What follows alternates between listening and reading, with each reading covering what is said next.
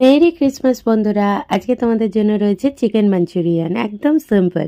ছোট ছোট চিকেনগুলো টুকরো করে নেবে, নুন, আদা রসুন বাটা, কাশ্মীরি লঙ্কার গুঁড়ো, সাথে ভিনিগার, ডার্ক সয়া সস দেবে, আর কাশ্মীরি লঙ্কার গুঁড়ো দেবে, দিয়ে ভালো করে কর্নফ্লাওয়ার দিয়ে মাখা মাখা করে মেখে নেবে।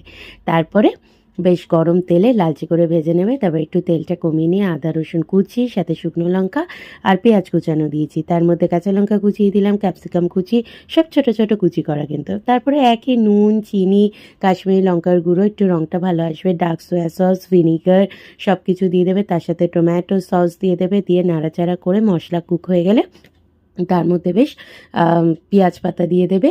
আর তোমার কর্নফ্লাওয়ারটা ভালো করে জলে গুলে দিয়ে দেবে। দিয়ে ভাজা চিকেনটা দিয়ে দেখো, নাড়াচাড়া করে একদম রেডি হয়ে গেছে, একদম রেস্টুরেন্ট স্টাইলে চিকেন মাঞ্চুরিয়ান। আজকে ভীষণ বোর হচ্ছিলাম, সারাদিন বাড়িতেই ছিলাম, তেমন কিছুই করিনি, সেজন্য ভাবলাম রাত্রিবেলার ডিনারটা একটু